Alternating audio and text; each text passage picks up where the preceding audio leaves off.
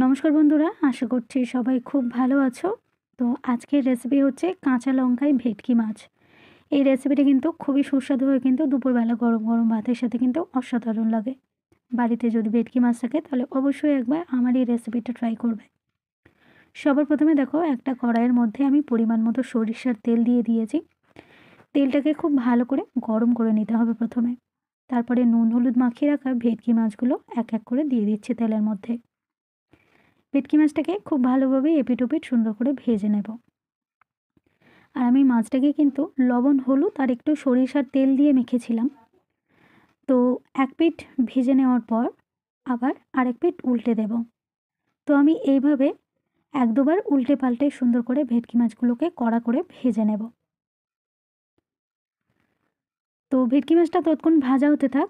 আর এদিকে দেখো, একটা বাটির মধ্যে সাদা সর্ষে, কালো সর্ষে, পোস্ত আমি এটাকে বেটে নেব। আর কতটা কি পরিমাণ দিয়েছি সেটা কিন্তু দেখো স্ক্রিনে দেওয়া রয়েছে, এখান থেকে একটু দেখে নেবে। তো আবারও আমি আরেকটা সাইড আমি একটু উল্টে দিচ্ছি। দেখো এরকম একটু সুন্দর করে একটু কড়া করে মাছগুলোকে ভেজে নিচ্ছি। তো ভেটকি মাছগুলো ভেজে তুলে নেওয়া হয়ে গেছে। এবার কড়াইয়ের মধ্যে যতটুকু পরিমাণ তেল রয়েছে এর মধ্যে আমি দিয়ে দিচ্ছি ছোট একটা টেবিল চামচের, এই টেবিল চামচের মেজারমেন্ট করেই কিন্তু আমি সমস্ত উপকরণগুলো দেব। তো এই টেবিল চামচের 2 টেবিল চামচ পরিমাণ আমি দিয়ে দিলাম পেঁয়াজ বাটা। পেঁয়াজটাকে এমনি একটু আধা বাটা করে নিয়েছি, খুব বেশি পেস্ট করিনি। পেঁয়াজটাকে খুব ভালোভাবে তেলের মধ্যে প্রথমে কষিয়ে নিতে হবে, পেঁয়াজের জল ভাবটা চলে যাওয়া পর্যন্ত। এইবার আমি এখানে দিয়ে দিচ্ছি ওই টেবিল চামচের হাফ টেবিল চামচ আদা বাটা, আর 1 টেবিল চামচ মতো 3 কোয়া রসুন, আর 5টা-6টা কাঁচা লঙ্কা বেটে নিয়েছিলাম সেটা দিয়ে দিলাম। তো রসুন আর কাঁচা লঙ্কা বাটা আর হাফ টেবিল চামচের মতো আদা বাটা দিলাম, ছোট টেবিল চামচে। সব কিছু খুব ভালো করে নাড়াচাড়া করে নিয়েছি প্রায় মিনিট 2 ধরে। আঁচটাকে কিন্তু মিডিয়াম টু হাইতে রেখে দিয়েছি। এবার আমি এখানে দিয়ে দিলাম একটা টমেটো, ছোট সাইজের টমেটো লম্বা লম্বা টুকরো করে কেটে নিয়েছি। টমেটোটা মিশিয়ে নেওয়ার পর এর মধ্যে দিয়ে দিলাম পরিমাণ মতো লবণ। টমেটোর সাথে লবণটাকে ভালোভাবে নাড়াচাড়া করে নেব, এতে টমেটোটা কিন্তু একেবারে নরম হয়ে যাবে। তো বেশ কিছুক্ষণ না কষিয়ে নিয়েছি সব কিছু নাড়াচাড়া করে নেওয়ার পর এবার আমি এখানে দিয়ে দিলাম সামান্য একটুখানি পরিমাণ হলুদ গুঁড়ো।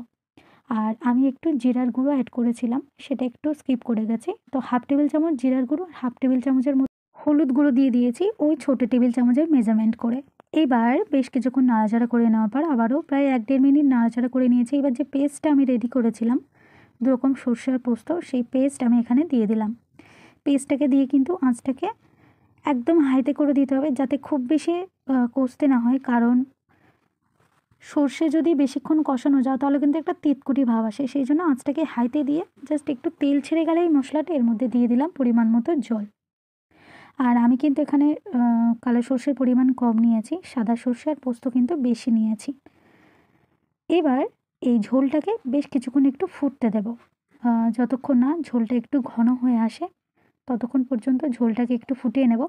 আর প্রায় এখানে আমি 3-4 মিনিট মতো ফুটিয়ে নিয়েছি। এইবার এখানে একটু ধনিয়া পাতা আমি দিয়ে দিচ্ছি, সামান্য একটু 2-4টে চিনির দানা উপরে দিয়ে দিয়েছিলাম। এবার আবারও একটু ঝোলটাকে নাড়িয়ে নিলাম। এবার ভেজে রাখা ভেটকি মাছগুলোকে এই গ্রেভির মধ্যে দিয়ে দিচ্ছি, দিয়ে কিন্তু উল্টে পাল্টে একটু জাস্ট নাড়াচাড়া করে দেবো মাছটাকে। আর আবারও হাই ফ্লেমে বেশ 1 মিনিট মতো ফুটিয়ে নিয়ে মাছটা দেওয়ার পর ফুটিয়ে নিয়ে কিন্তু এটাকে নামিয়ে নেব। আর তৈরি হয়ে যাবে এই ভেটকি মাছের ঝাল, মানে কাঁচা লঙ্কায় ভেটকি মাছ। আশা করছি আমার এই সহজ রেসিপিটা আজকে সবার খুব মন জয় করেছে। সবাই খুব ভালো থাকবে।